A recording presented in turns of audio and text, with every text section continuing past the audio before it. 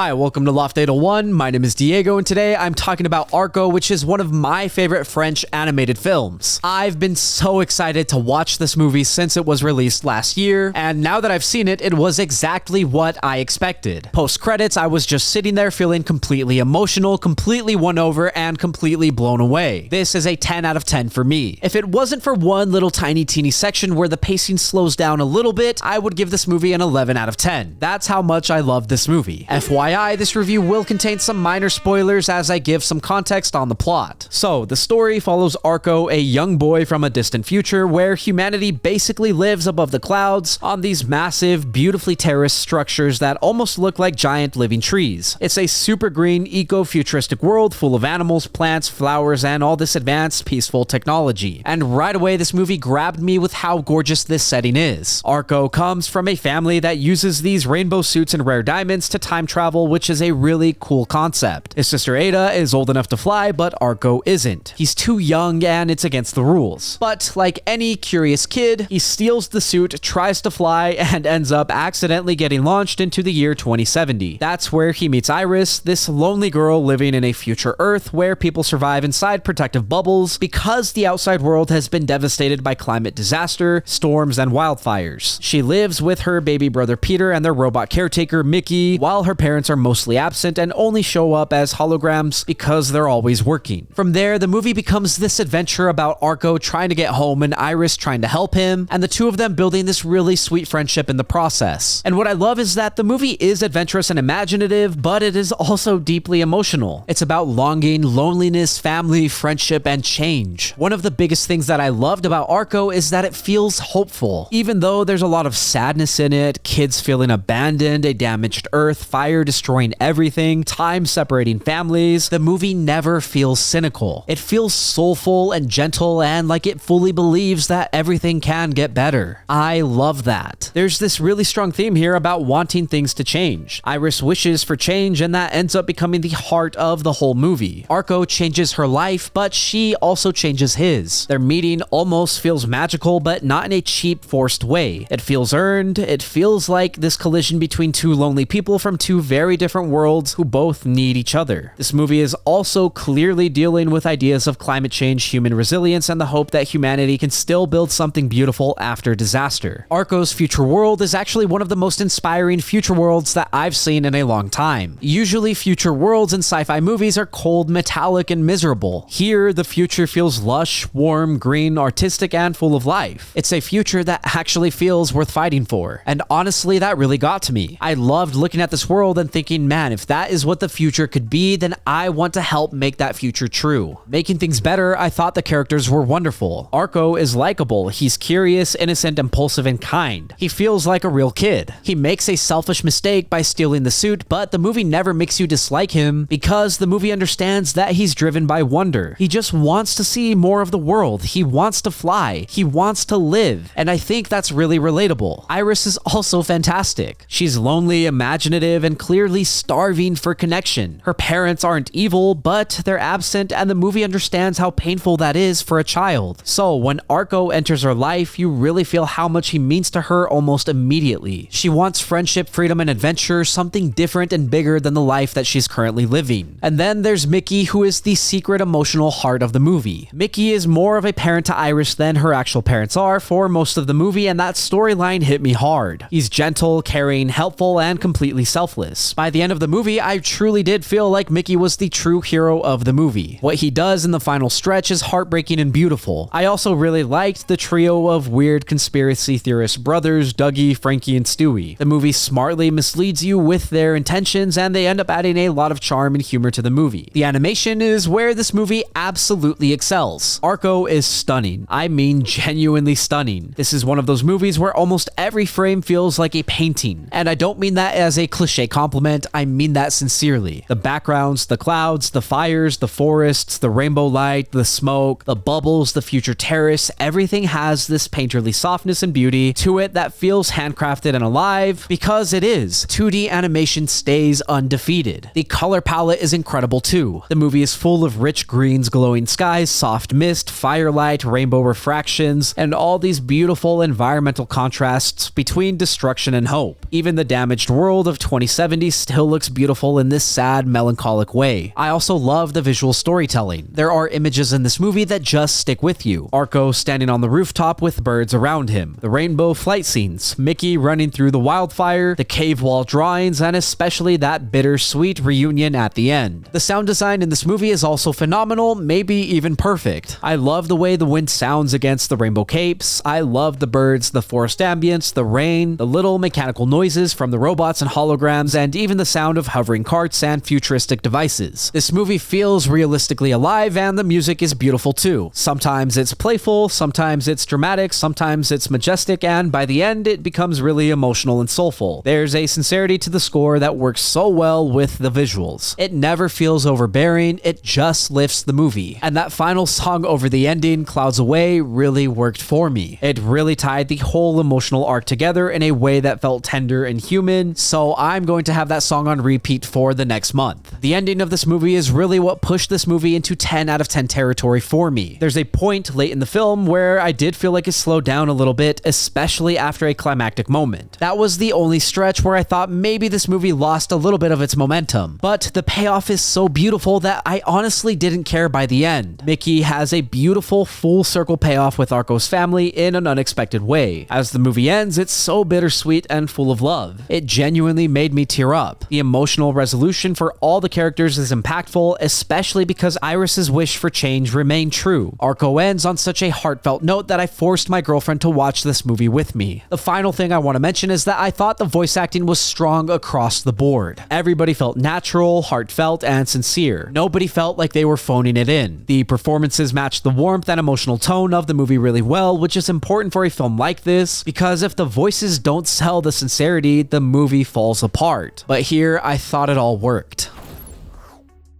Arco is one of the best animated films I've seen in a while. It's beautiful, emotional, imaginative, colorful, and full of heart. It has incredible animation, fantastic sound design, strong world building, lovable characters, and an ending that genuinely hit me emotionally. This is the kind of movie that reminds you why animation is such a special medium, because it creates worlds and feelings that would be almost impossible to capture in the exact same way in live action. So, I absolutely loved it. This is a 10 out of 10 for me. In fact, I'm shipping a 4K copy from France, and if Neon ever releases a steelbook, I'll cop it. This movie is just too beautiful to not own, or at the very least, to not share it with you guys, so definitely check it out. Thank you for listening to my review of Arco. If you enjoyed the video, leave a like and hit subscribe. If you did not enjoy the video, thank you for sticking around. As always, I would love to read what you have to say, so leave a comment and let me know what you're thinking. Also, if there's something you want to see reviewed, don't forget to let me know and I will do my best to get to it. Lastly, if you want to see some more from me, then you can check out my vlogs linked up above or my podcast, Good Friends. Again, thank you for watching. My name is Diego, and I will see you next time.